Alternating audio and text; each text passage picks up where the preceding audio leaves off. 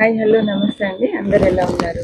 సంతోషంగా ఉండాలని కోరుకుంటూ మంచి వీడియోతో మీ ముందుకు వచ్చినా అండి. నేను మీ Jyotsna. Welcome to my channel అండి. ఈరోజు ఏంటి అంటే ముఖ్యంగా ఇప్పుడు వర్షాకాలం అండి. వర్షాకాలంలో మనం ఎలా నీళ్ళు ఇవ్వాలి తోటకి ముఖ్యంగా అంటే మనకి ఎప్పుడు వర్షం పడుతుంది ఎప్పుడు పడదు ఏంటి అనేది అర్థం కాదండి. మన ఏమో కుండీలు చిన్న చిన్నగా ఉంటాయి.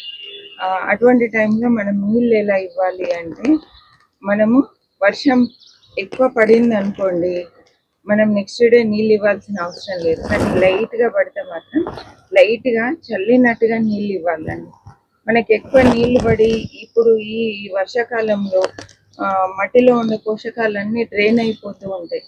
వర్షాకాలం వచ్చిందంటేనే మనం ఒకసారి కుండీలన్నీ చెక్ చేసుకోవాలి. అంటే డ్రైన్స్ కరెక్ట్ ఉన్నాయా, హోల్స్ అని కరెక్ట్ ఉన్నాయా లేదా అని. ఒకవేళ లేదు అనిపిస్తే ఏదైనా చిన్న మేకతో కానీ దేంతో అయినా హోల్స్ అన్ని క్లియర్ చేయాలి. నీళ్ళు ఆగినాయంటే మొక్కలు ఎండిపోతాయండి.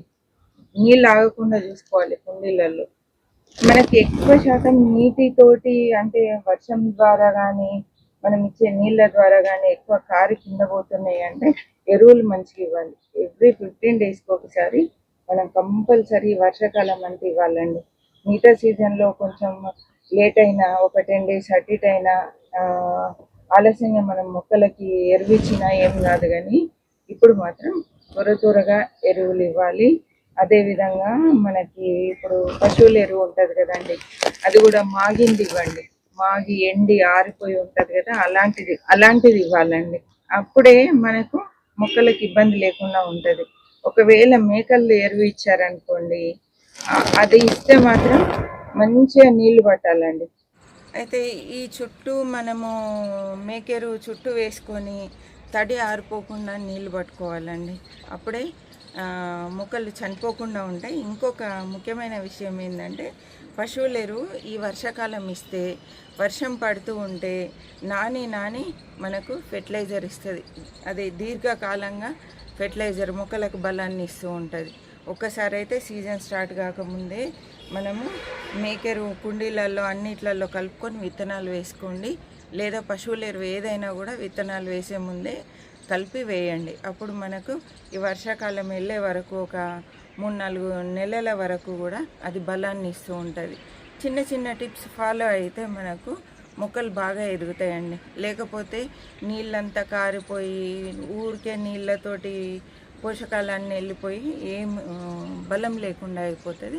ఇంకొక విషయం ఏంటంటే ఇప్పుడు వర్షాకాలము పెస్ట్ ఎక్కువ ఉంటుంది. అందుకని పురుగు రాకముందే స్ప్రే చేస్తూ ఉండాలి. ఏదో ఒక కషాయం మార్చి కషాయం స్ప్రే చేయండి. కషాయాలు నీమ్ ఆయిల్, తర్వాత నీమ్ ఆయిల్, ఇదేంటి అల్లం రసం తీసి అందులో కొంచెం బెల్లం ఇంగువ వేసి 1 డే మొత్తం ఫర్మెంట్ చేయండి. నెక్స్ట్ డే అల్లం రసం స్ప్రే చేయండి. పచ్చిమిర్చి రసం నానబెట్టి అది కూడా స్ప్రే చేయొచ్చు. తర్వాత వెల్లుల్లి రసం చేయొచ్చు. ఘాటైన ఏవైనా వేయొచ్చండి. స్పైసెస్ కూడా వేసి చేయొచ్చు. మనకు ఆల్ స్పైస్ మొక్క ఉంటుంది కదా, దాని రసం కూడా స్ప్రే చేసుకోవచ్చు. మార్చి కన్ఫ్యూజ్ చేయాలి మనము పెస్ట్ని. ఒకే రకం నీమ్ ఆయిల్ చల్లుతాను వదిలేస్తా అన్నాం అనుకోండి, నీమ్ ఆయిల్ వాటికి అలవాటు అయిపోతుంది. ఆ పెస్ట్ అనేది కంట్రోల్ కాదు. ఇలాంటి చిన్న చిన్న టిప్స్ మీరు ఫాలో కండి. చక్కగా మొక్కలు పెంచుకోండి. ఈజీగా పెంచుకోవచ్చు, రూపాయి ఖర్చు లేకుండా. చాలా ఈజీ అండి మొక్కలు పెంచడం.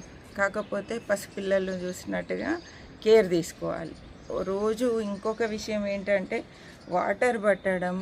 ఎవరమైతే తోటలు పెంచుతున్నామో మనమే నీళ్లు పట్టుకున్నాం అనుకోండి, నీళ్లు పడుతూ మనం తోటంతా తిరిగిన టైంలో ఏ మొక్క ఎలా ఉంది, ఏ మొక్కకి ఏం కావాలి, ఏం పోషకాలు ఇవ్వాలి, మొక్కల పరిస్థితి ఏంటి, పెస్ట్ వచ్చిందా, తర్వాత దానికి బలం తగ్గిందా, ఇలా చూసుకుంటూ మనం పట్టవచ్చు.